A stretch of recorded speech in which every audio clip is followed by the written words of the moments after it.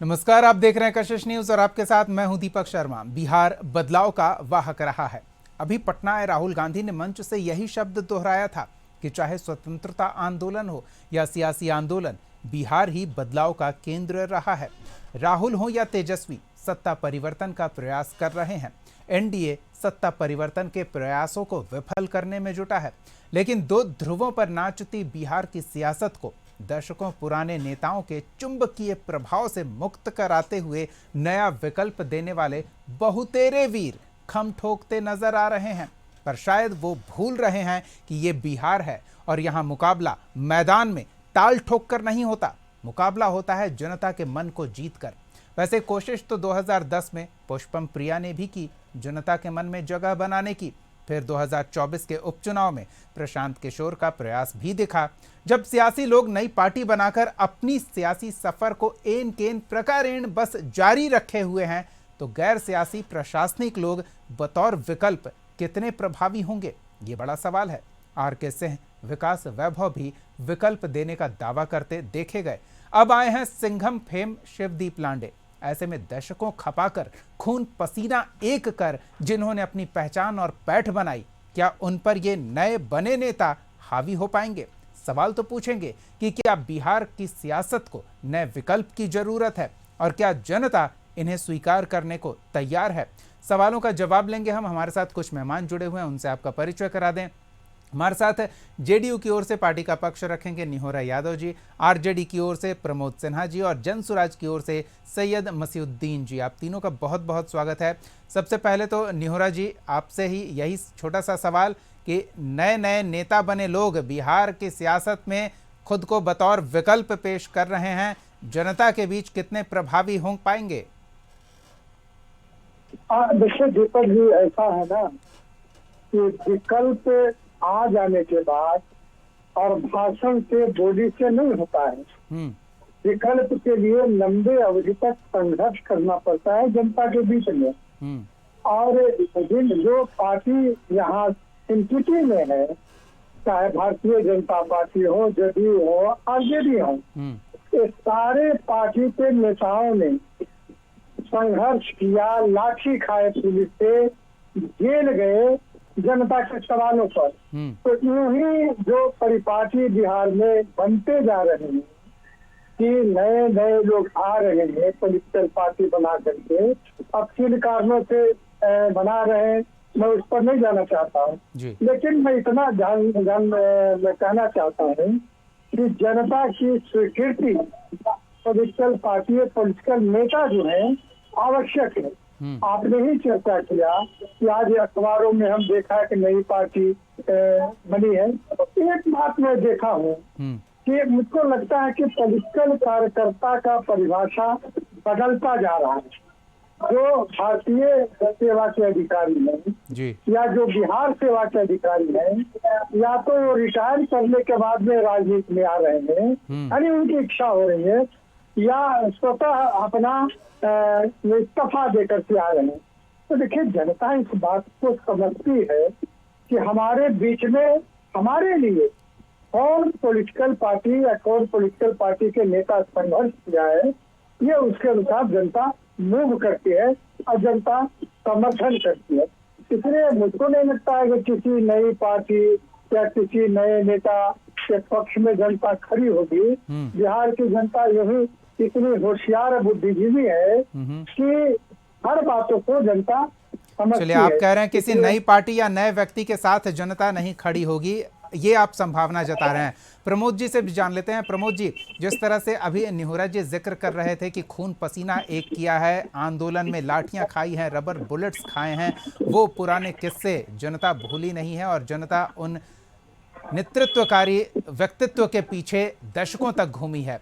अब तो आपकी पार्टी में एक नया नेतृत्व नजर आ रहा है, वो विकल्प के तौर पर खुद को प्रस्तुत कर रहे हैं।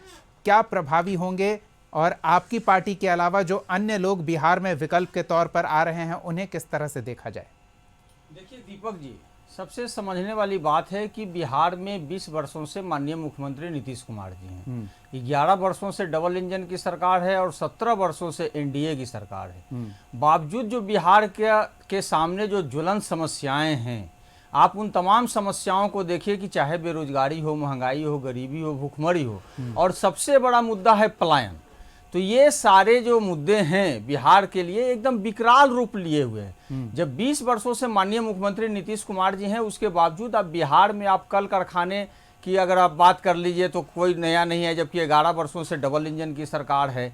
आज भी लोग जो है दूसरे राज्यों में, चाहे शिक्षा को लेकर के हो, स्वास्थ्य को लेकर के हो, चाहे रोजी रोजगार के लिए दूसरे राज्यों में पलायन करते रह रहे हैं। तो आखिर हमारा कहना है कि आज आप देख लीजिए साक्षरता दर हो, या आप देख लीजिए कि प्रति व्यक्ति निवेश हो, प्रति व्यक्ति आय हो, किसानों की प्रति व्यक्ति आय हो, चाहे गरीबी उन्मूलन की बात हो, शिक्षा हो, स्वास्थ्य हो, हर मामले में बिहार अंतिम पंक्ति पे खड़ा है। तो ये समझने वाली बात है कि एक लंबे अरसे से जब इन लोगों की सरकार है, अब बावजूद आज बिहार की ये बदहाल स्थिति है, तो कहीं ना कहीं आपने देखा था कि 2020 बिहार विधानसभा चुनाव के पहले हमारे नेता आदरणीय तेजस्वी प्रसाद यादव जी ने इन मुद्दों को लेकर के जनता के बीच जाने का काम किया था, और उन्होंने कहा था कि हम आएंगे तो 10 लाख सरकारी नौकरी देने का काम करेंगे। उसके पहले देखिए नियोजित या संविदा पे बहाली होती थी। मैं उसी पे आ रहा हूं, मैं उसी पे आ रहा हूं। मैं आपके बात को कंक्लूजन में आपका बात आ जाएगा, थोड़ा सा 1 मिनट आप थोड़ा सा सुन लीजिए।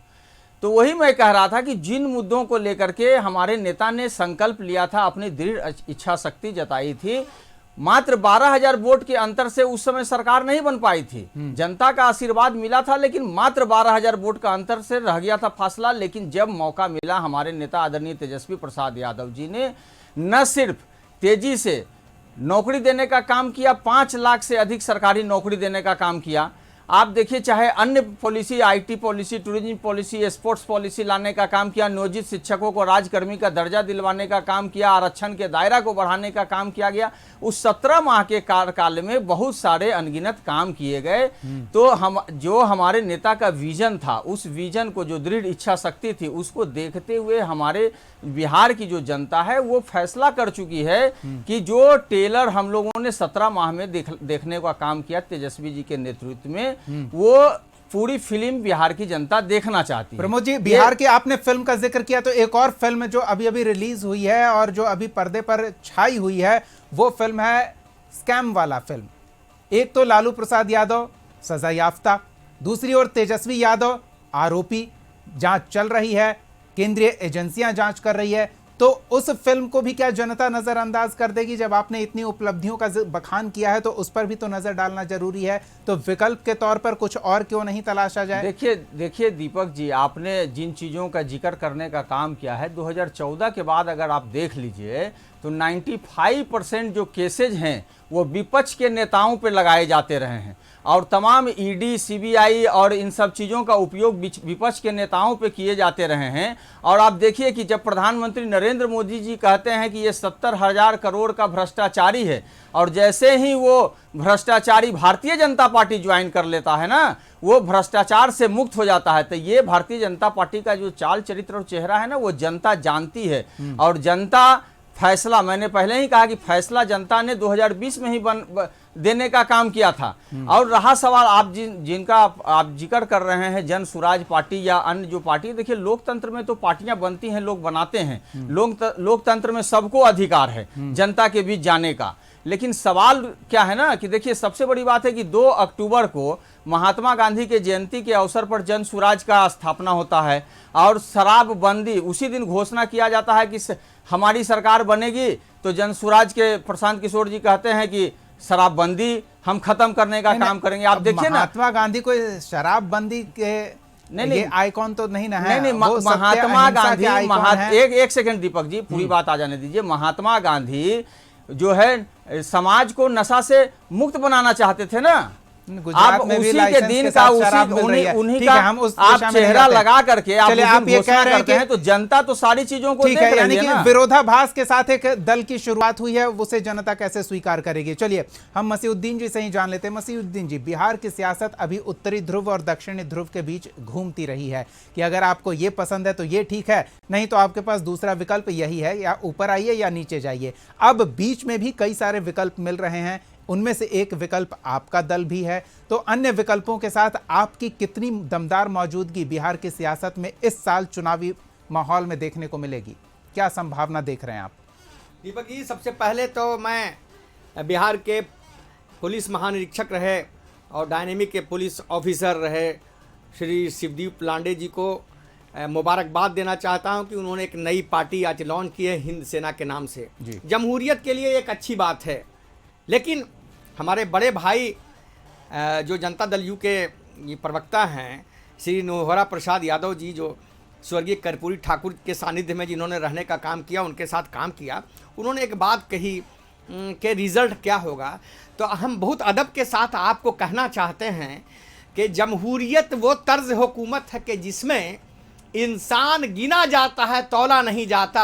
आप 90 के उस दौर को देखिए जब श्री नीतीश कुमार जी ने और श्री रघुनाथ झा जी ने, जबकि केंद्र से श्री स्वर्गीय वीपी सिंह की ने श्री रामसुंदर दास जी को बिहार का मुख्यमंत्री बना के भेजा था, लेकिन श्री नीतीश कुमार जी ने और स्वर्गीय रघुनाथ झा जी ने सेटिंग करके, मैनेजमेंट करके, अपने प्रबंध कौशल से श्री लालू यादव जी को मुख्यमंत्री बनाया बिहार को 10 मार्च 1990 को। और 94 में विभाजन हुआ जनता दल जॉर्ज के बाद, 95 में जो विधानसभा का चुनाव हुआ उसमें श्री नीतीश कुमार जी ने अविभाजित बिहार में सभी सीटों पर माले के साथ अलायंस करके चुनाव लड़ा।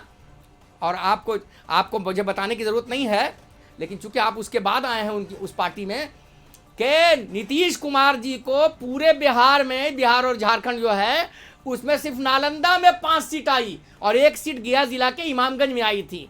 तो जमहूरियत में आवाम किसको, और उसके बाद क्या हुआ कि जनता ने आपको मैंडेट दिया। तो जमहूरियत में कब क्या हो सकता है, आपने भी शुरुआत जो की थी वो चंद सीटों से की थी, 2-4 सीटों से की थी। हम आपको ये बताना चाहते हैं, हम तो लांडे साहब से अगर हमारी मुलाकात होती तो हम उनसे ज़रूर गुजारिश करते कि पिछले 35 साल से बिहार में श्री लालू प्रसाद यादव जी और श्री नीतीश कुमार जी का शासन है जी। इस 35 सालों में के दौरान एक भी इंफ्रास्ट्रक्चर का काम, एक भी औद्योगिकरण का काम बिहार में नहीं हुआ है। सिर्फ ध्रुवीकरण की राजनीति हुई है, सिर्फ जातीय उन्माद फैलाने, नरसंहार की फसल काटने, लोगों को भड़काने, बुनियादी मसाइल पर जो जनता की बुनियादी समस्या है, जो बिहार की बदहाल शिक्षा है, हताश युवा है और पलायन की पीड़ा है, इस पर कभी भी पिछले 35 सालों में कोई काम नहीं हुआ।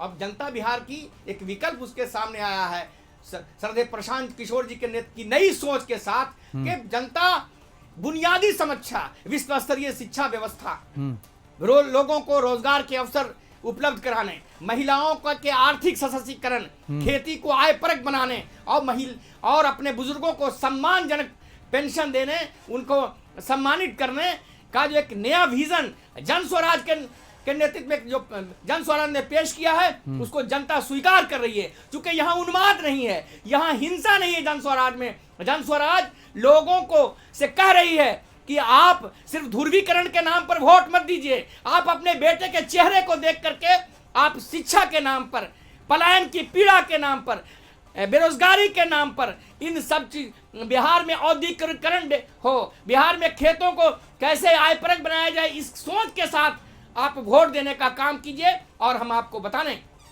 कि पूरे बिहार में हमारे कार्यकर्ता जन स्वराज के साथी गांव-गांव में उद्घोष यात्राएं कर रहे हैं, लोगों से मिल रहे हैं, सभाएं कर रहे हैं, लोगों को परिवर्तन के लिए, बिहार में एक नया परिवर्तन लाने के लिए लोगों को प्रेरित कर रहे हैं, उनको जागरूक कर रहे हैं। और आप देखेंगे कि आगामी 11 अप्रैल को पूरे बिहार से, जो बिहार में पटना के ऐतिहासिक गांधी मैदान में बिहार बदलाव रैली होने वाली है जन स्वराज की, उसमें बिहार के सभी वर्ग के लोग, किसी एक जात का लोग नहीं, किसी एक धर्म का नहीं, सभी समाज के बुद्धिजीवी, पढ़े लिखे, शिक्षाविद लोग, अधिवक्ता, प्रोफेसर, डॉक्टर, इंजीनियर, सब लोग बड़ी संख्या में आ रहे हैं। चलिए, ये अच्छी बात है कि सब लोग बड़ी संख्या में आ रहे हैं। ठीक है, हम ये जानने की कोशिश कर रहे हैं कि क्या ये विकल्प प्रभावी होंगे। बड़ी दिलचस्प बात है, एक तरफ जन स्वराज है, दूसरी तरफ जय हिंद हैं, एक तरफ प्लूरल्स पार्टी भी बीते चुनाव में आई थी, वो कहाँ है, किस स्थिति में है, कुछ अता पता नहीं चल रहा है। शायद वो इसलिए क्योंकि सुर्खियों में न रहकर वो अंदर खाने शायद अपना संगठन बना रहे हों, हम देख नहीं पा रहे हैं, ये हमारी गलती हो सकती है। लेकिन ऐसे ऐसे कई दल आए थे, कई प्रशासनिक अधिकारी अपने प्रशासनिक कौशल का प्रयोग करते हुए राजनीति में बदलाव का प्रभाव दिखाने की कवायद कर चुके हैं। लेकिन ये दिल्ली नहीं है, ये बिहार है। दिल्ली में जो दावे और वादों के साथ एक नई संगठन ने सरकार बनाने का काम किया था, उसका क्या हश्र हुआ 10 साल में जनता ने वो भी देखा है। तो एक उदाहरण बिहार की जनता के सामने वो भी होगा। एक छोटे से ब्रेक का समय हो चला है। ब्रेक के बाद लौटेंगे तो जानेंगे कि क्या दिल्ली और बिहार में फ़र्क है, कि क्या कोई नया दल लोगों के दिल में जगह बनाकर दशकों से बिहार की सियासत पर दबदबा रखने वालों को दरकिनार कर देगा। इस छोटे से ब्रेक के बाद चर्चा को जारी रखेंगे, बने रहिए हमारे साथ।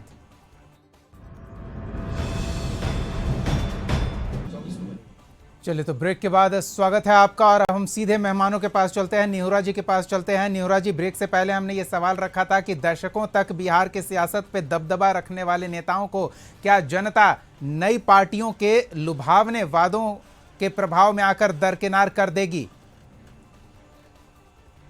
दीपक जी, बहस का विषय बदल गया।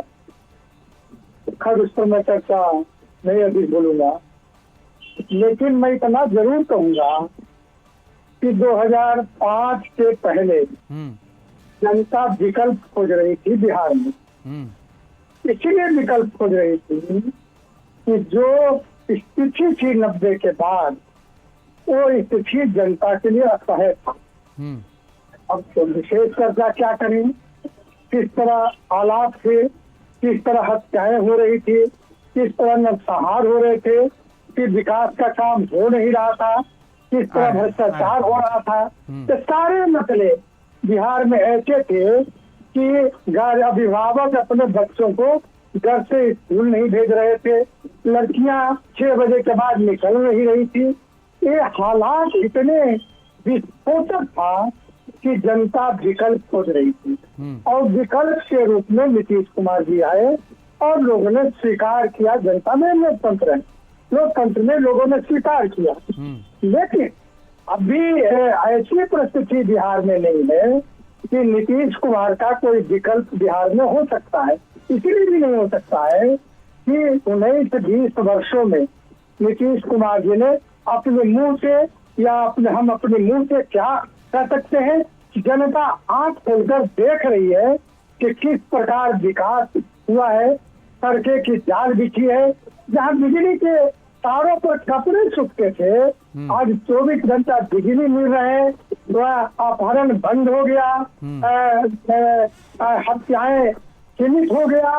ये तमाम लोग, मैं मुझको तो कभी कभी इन चीजों पर चर्चा करता हूँ, अभी भी कांप जाता हूँ। उस इलाके के मैं रहने वाला हूँ, मसौरी इलाके का। यानी जो हालात था, किसान खेती करना बंद कर दिया था, मजदूर लोग भागना शुरू किया था। लोग कहते हैं कि पलायन हो रहा है, पलायन आजकल देखते हैं, राहुल गांधी जी वही बात बोलते हैं, तेजस्वी जी वही बात बोलते हैं।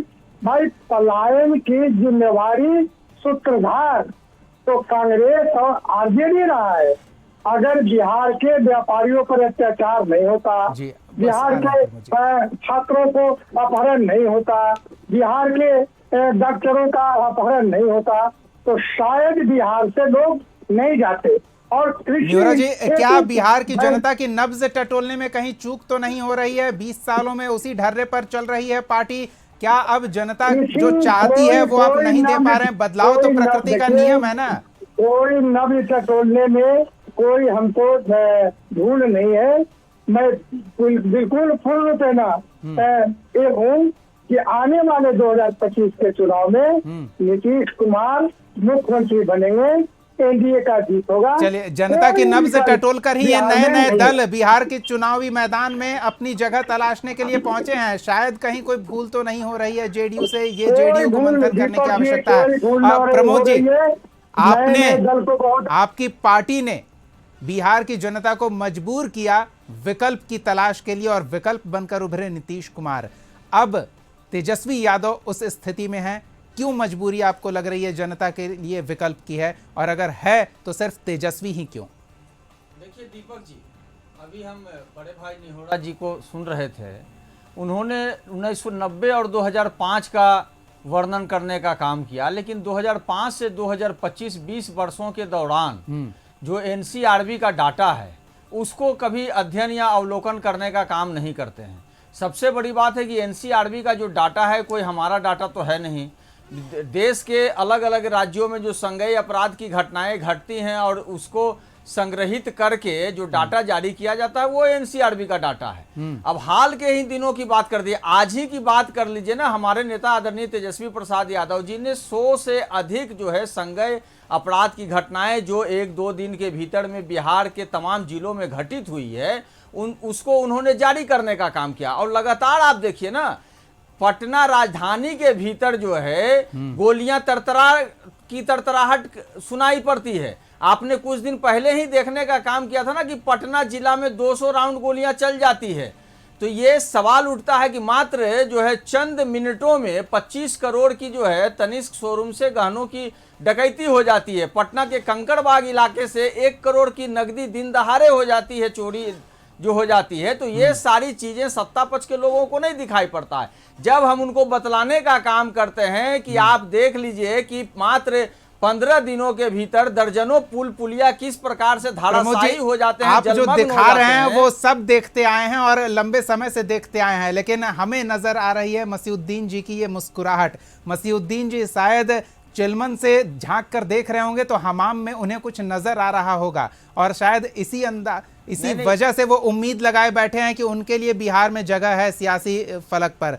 मसीउद्दीन जी, दीपक जी चूंकि आपने जो सवाल किया था मैं उसी पे आ रहा था। प्रमोद जी, वो हमको पता है आप क्या क्या गिना रहे हैं, क्योंकि वो कई कार्यक्रमों में वही आंकड़े और वही बातें आ रही है। ने जो बातें कही उस पर उनको जवाब तो देना था। निहोरा जी भी वही बात कह रहे हैं, लेकिन आप समझिए ना कि आज उनकी कमीज पर लगे काले दाग दिखा रहे हैं, वो आपकी कमीज पर लगे काले दाग दिखा रहे हैं। यहाँ एकदम नई नई कमीज से लाकर मैदान में कई खिलाड़ी खड़े हैं। मसीउद्दीन जी क्या कहेंगे आप? आपके लिए भी जगह है। दीपक जी, हम कोई बिल्कुल कूद नहीं पड़े हैं। हमारे नेता श्री प्रशांत किशोर जी ने 2 अक्टूबर 2022 को भितरवा आश्रम से चंपारण की गांधी की कर्मभूमि से पद यात्रा शुरू की और लगातार 22 में, 23 में और सितंबर 2024 तक उपचुनाव में भी आप दमखम आजमा चुके हैं। हम गांव-गांव में गए हैं, हमारे नेता गांव-गांव में गए हैं, लोगों से सीधा साक्षात्कार किया है, 6000 किलोमीटर से ज्यादा की पद यात्रा की है। और लोगों में जो लोग चाहते हैं कि ये लालू और राबड़ी जिस तरह चावल दाल लोग खाते हैं, रोटी सब्जी खाते हैं। मैंने प्रमोद जी एक सेकंड, आपका काम मैं करने के लिए हूं। मसीउद्दीन जी, इसलिए आपको टोका क्योंकि लालू और राबड़ी का जिक्र कर रहे हैं, नीतीश का जिक्र कर रहे हैं, तो हम इस बात का भी जिक्र कर लें कि उपचुनाव में आपने प्रयास किया और उन प्रयासों का परिणाम ये निकला कि जनता ने उन्हीं लालू, राबड़ी और नीतीश में से किसी एक को चुना है। तो अभी आपके लिए जगह नहीं दिख रही है क्या बिहार में? देखिए दीपक जी, 2 अक्टूबर 2024 को हमारी पार्टी बनी और नवंबर में कुछ ही दिनों बाद एक महीना के बाद चुनाव की घोषणा हो गई और चुनाव में हम गए तो एक पार्टी जो 1 महीना पुरानी पार्टी थी उसको 10% वोट मिला है। हमें बेलागंज में वोट कटवा कहे जा रहे हैं उपचुनाव के बाद। मसीउद्दीन जी, वोट कटवा कहे जा रहे हैं उपचुनाव के बाद। हमारे ही कार्यक्रम में कई नेता पुरानी पार्टी से आप क्या अपेक्षा रखते हैं? 6 महीने में आप क्या? आपको मैंने बताया कि श्री नीतीश कुमार जी पूरे बिहार नहीं, अगले 6 महीने में आप क्या चमत्कार कर लेंगे? 324 सीटों पर नीतीश कुमार लड़े थे और 6 सीट उनको आई थी माले जैसी पार्टी से गठबंधन करने के बाद। अगर वो अकेले लड़ते तो उनको शायद 2% भी वोट नहीं आता। जहां तक जाति आधारित राजनीति है तो नीतीश कुमार जी पटना और नंदा दूसरा जिला के नेता हैं, पूरे बिहार के नेता नहीं है जो बिहार में जातिगत राजनीति है। तो बिहार की जनता निश्चित रूप से 35 साल से उबी हुई है। देखिए ये समाजवादी इसको समझने की जरूरत है कि मुख्यमंत्री नीतीश कुमार जी ने क्या कहने का काम किया था प्रशांत किशोर जी के बारे में। उन्होंने कहा था कि अमित शाह जी के कहने पर इनको हम अपने पार्टी में राष्ट्रीय उपाध्यक्ष बनाने का काम किया था। तो ये बात तो साफ और स्पष्ट है ना कि किस प्रकार से भारतीय जनता पार्टी ने प्रशांत जी को जनता दल यूनाइटेड में शामिल कराने का काम किया था।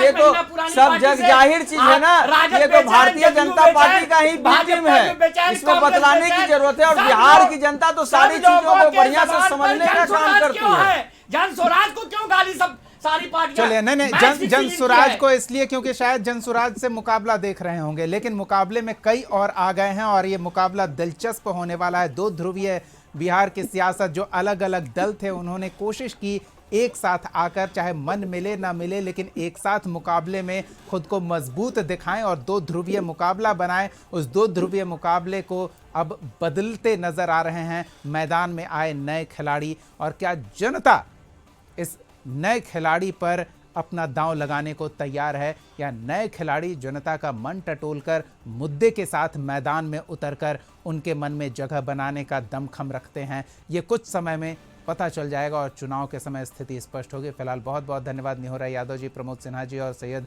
मसीहुद्दीन जी अपना समय देने के लिए, इस चर्चा में शामिल होने के लिए। अगले एपिसोड में एक और सवाल के साथ हम फिर मौजूद रहेंगे। तब तक के लिए देखते रहिए कशिश न्यूज़।